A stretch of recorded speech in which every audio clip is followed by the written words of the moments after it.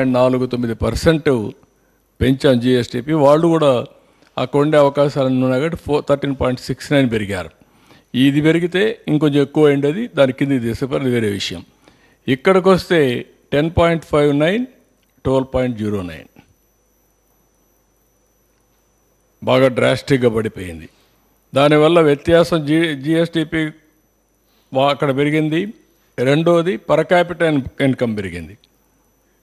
రెండు కూడా మళ్ళీ ఇప్పుడు మీరు చూసినప్పుడు నెక్స్ట్ ఇక్కడ GSDP of AP in 18-19 was higher than that of Telangana by 17,000 crores.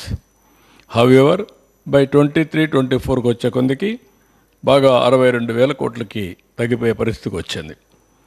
17,000 కోట్లు అయ్యరుండి 62,000 కోట్లు తగ్గే కొందికి పర్ క్యాపిటల్ ఇన్కమ్ డ్రాస్టిక్గా తగ్గిపోయే పరిస్థితికి వచ్చింది. Next page.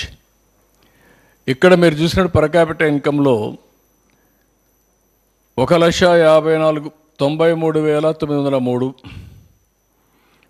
విభజన అప్పుడు 1,24,104. ఇక్కడికి వచ్చినప్పుడు 1,54,031, 2,09,848.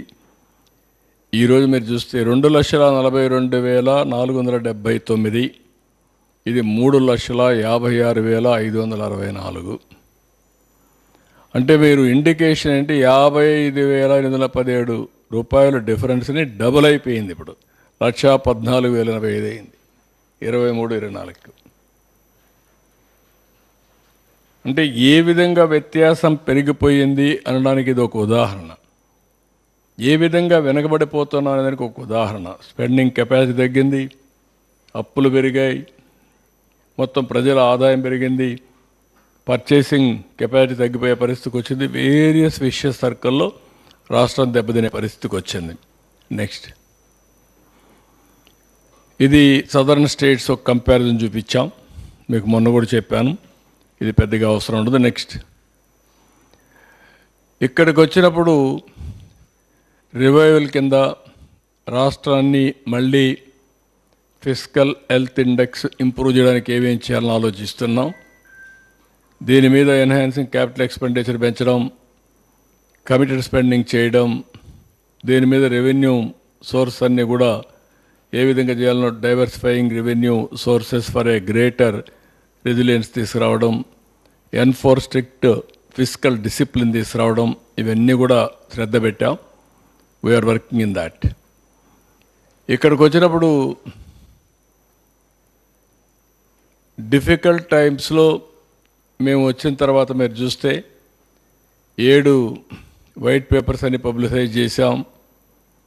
అదే మాదిరిగా కరెక్షన్స్ కోసం నవంబర్లో 24లో బడ్జెట్ని చాలా రోజులు హోంవర్క్ చేసి చాలా కష్టపడి దాన్ని ట్రాక్లో పెడుతూ ఆ ఎక్సర్సైజ్ చేసాం.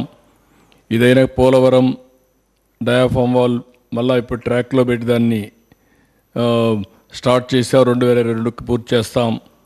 అదే మరి అమరావతి వర్క్స్ అని కూడా స్టార్ట్ అయినాయి. Visakhapatnam steel plant, Visakhapatnam railway zone, అదే మరిగా డెవలప్మెంట్, ఇవన్నీ కూడా స్టార్ట్ చేసే పరిస్థితికి వచ్చాం. నెక్స్ట్ 2022కి పూర్తి చేస్తాం. అదే మరి అమరావతి వర్క్స్ అని కూడా స్టార్ట్ అయినాయి. Visakhapatnam steel plant, Visakhapatnam railway zone, అదే మరిగా డెవలప్మెంట్, ఇవన్నీ కూడా స్టార్ట్ చేసే పరిస్థితికి వచ్చాం. నెక్స్ట్, ఇది లాస్ట్ టైం కూడా చెప్పాను, ఎందుకు మేము ఇది పదే పదే చెప్పుతున్నాను అనేదానికి ఇది మళ్ళా ఒక జస్టిఫికేషన్. మీకు 7.50 అయితే మొత్తం కలిసి 2047కి ఆంధ్రప్రదేశ్ 75 లక్షలే ఉంటుంది జిఎస్టిపి. అంటే $0.62 ట్రిలియన్ ఎకానమీ అవుతుంది. పర్ క్యాపిటల్ ఇన్కమ్ 13,18,795 అవుతుంది. అదే మరి ఇక్కడికి వచ్చే 10% అయితే $130 ట్రిలియన్ అవుతుంది, లక్షల కోట్లు అవుతుంది. అదే జిఎస్టిపి ఒక $1.03 ట్రిలియన్ దీన్ని తీసేస్తే ఇక్కడికి వస్తే 21,86,000 పర్ క్యాపిటల్ అవుతుంది. 12.5 అయితే 214 లక్షల జిఎస్టిపి అవుతుంది. ఇక్కడికి వస్తే 35,85,000 పర్ క్యాపిటల్ ఇన్కమ్ వస్తుంది. 15% అయితే 347 లక్షల కోట్లు జిఎస్టిపి వస్తుంది. 58 లక్షల రూపాయలు పర్ క్యాపిటా వస్తుంది. This is where you have to think. ఇక్కడ డబల్ అయితే 4.4 టైమ్స్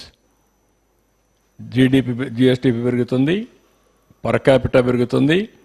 దీనికి కావాల్సినటువంటి దీని మీద ఆదాయం పెరుగుతుంది, అప్పులు తగ్గుతాయి.